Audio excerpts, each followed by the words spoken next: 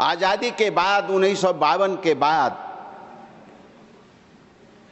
कांग्रेस और Congress socialist party की स्थापना हुई। महान देशभक्तों ने, समाजवादियों ने कुछ सोच समझकर कांग्रेस से अलग हुए होंगे, अपने विचारों के माध्यम से, अपने कर्मों के माध्यम से उन विचारों की तरफ हमको जाना होगा और गए। मैं उन विचारों को सामने रख कर के यह मन में मेरी भावना आई कि 1974 में छात्र द्वारा जो आंदोलन घोषित किए गए और किए गए किन कारणों से। मोरारजी देसाई कांग्रेस में थे, किस कारण से आमरण अनशन में गुजरात में बैठने का काम किया। इन मुद्दों पर पक्ष के भी और विपक्ष के भी साथियों को सोचना चाहिए कि हम कहाँ थे और कहाँ जा रहे हैं। आमरण अनशन मोरारजी देसाई ने किया छात्रों की मांगों पर। छात्रों की मांगों पर जयप्रकाश लोकनायक जयप्रकाश नारायण जी छात्र आंदोलन को समर्थन देने का ऐलान किया तो उनको भी लाठियां खानी पड़ी पटने में। छात्र आंदोलन उग्र हुआ, कोई राजनीतिक आंदोलन नहीं था। छात्र आंदोलन का समर्थन लोकनायक जयप्रकाश नारायण ने किया। उसके बाद सभी पार्टी के, कांग्रेस को छोड़कर सभी पार्टी के नेताओं ने घोषणा किया कि जयप्रकाश बाबू आपके आंदोलन में हम सम्मिलित होना चाहते हैं। और हम तो थोड़ा विचार करते हैं। कांग्रेस के युवा तुर्क नेता भी साथ हो गए थे आपके। ममता बनर्जी कांग्रेस क्यों छोड़ी? जयप्रकाश नारायण जी समाजवादी आंदोलन में क्यों आए? डॉक्टर राम मनोहर लोहिया क्यों आए? चंद्रशेखर जी, माननीय श्रद्धेय चंद्रशेखर जी कांग्रेस में थे, वो क्यों उनको जेल में डाल दिया गया? जयप्रकाश बाबू के अन्यायी थे, देखा कि जुल्म हो रहा है, अत्याचार हो रहा है, इसलिए उन लोगों ने कांग्रेस को छोड़ा और लोकनायक जयप्रकाश नारायण के आंदोलन में कूदने का काम किया। सिर्फ कूदने का काम नहीं किया, जेल में रहे। मैं भुक्तभोगी हूं। मैं भी 74 के आंदोलन में 3, 4, 5 अक्टूबर को जयप्रकाश नारायण के द्वारा आह्वान पर जो बिहार बंद हुआ, उसमें भी हम लोग हजारीबाग में जेल में जाने का काम किया। 4 महीनों तक जेल में रहने का काम किया। क्या दृश्य था, कैसे लोग भागते थे। ठीक ही कहा सदन नेता ने कि 1 लाख से अधिक लोग जेल में गए, महान लोग जेल में गए। क्या कारण था? जयप्रकाश नारायण जी को गांधी शांति प्रस्थान से गिरफ्तार कर लिया गया। क्या कारण था? अब लड़ाई आ गई। समाजवादी नेता राजनारायण जी ने केस किया, उनका जजमेंट आया, आंदोलन उग्र हुआ और उग्र होने के कारण कांग्रेस के प्रधानमंत्री श्रीमती इंदिरा गांधी जी ने आपातकाल लगाने का काम किया, रातों रात लगाने का काम किया। हमको तो विचार करना चाहिए कि कौन सी ऐसी स्थिति 7 आंदोलन से अब कुर्सी आंदोलन तक चलाया। हम कहना चाहते हैं कि 74 के आंदोलन के बाद, जयप्रकाश नारायण के आंदोलन के बाद, इमरजेंसी के बाद जब इलेक्शन आया तो जनता ने जनता पार्टी को बहुमत देने का काम किया और सरकार बनी। और बिहार में जननायक कर्पूरी ठाकुर जी ने आरक्षण लागू करने का काम किया। 26% लागू करने का काम किया।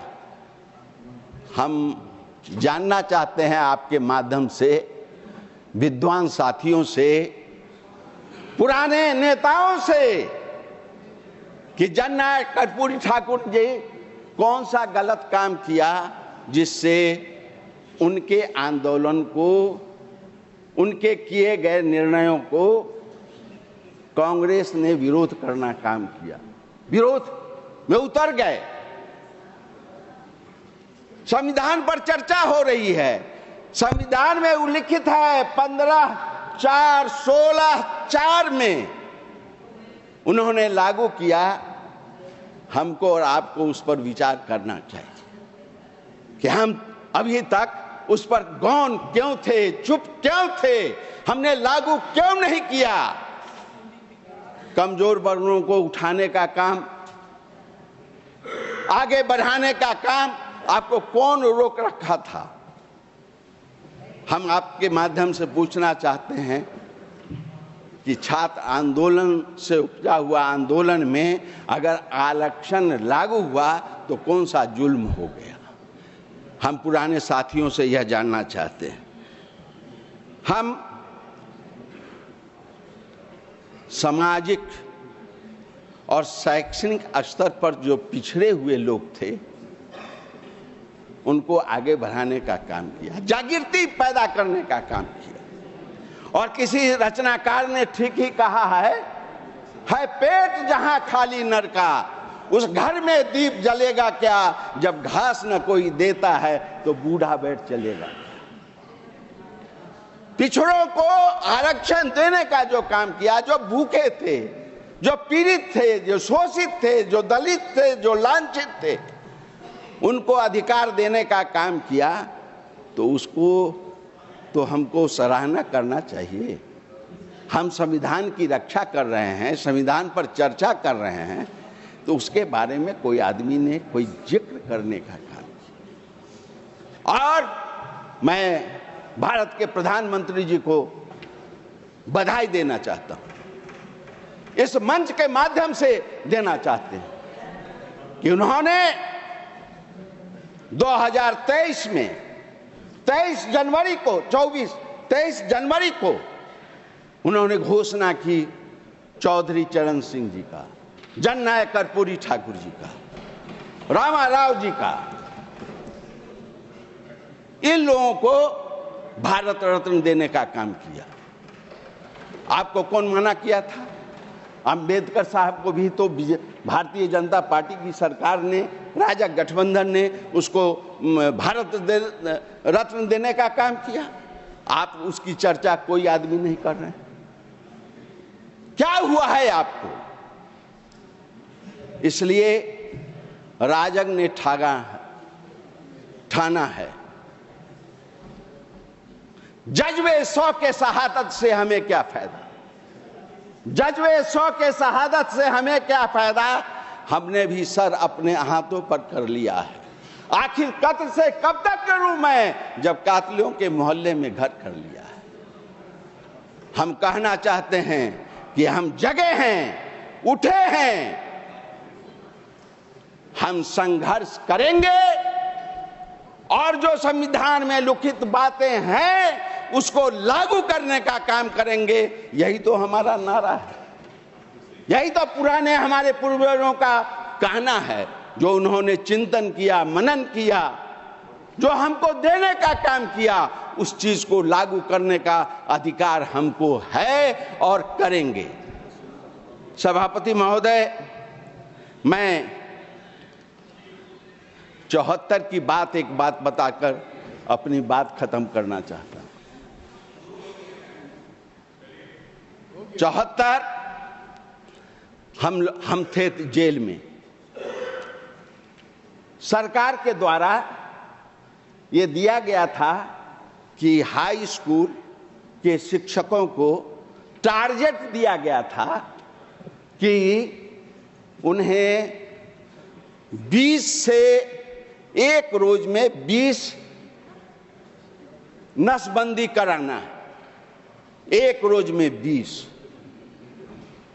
हमारे यहाँ चंदौली हाई स्कूल के हेडमास्टर श्री शिवजी सिंह जी थे, उनको मेरा गांव पर गया। उस गांव में 13 आदमी का ऑपरेशन नसबंदी हुआ, 13 आदमी का ऑपरेशन हुआ, एक रोज में 13 आदमी का नसबंदी हो गया। अब जब हम लोग छोड़ करके आए तो पता लगाए कि इन लोगों का नसबंदी हुआ है, और जब देखा तो वो 13 आदमी को 4 बच्चे हो गए आफ्टर नसबंदी। आफ्टर नसबंदी हमको इस पर भी विचार करना होगा। कैसा नसबंदी हुआ, कैसा आदेश हुआ?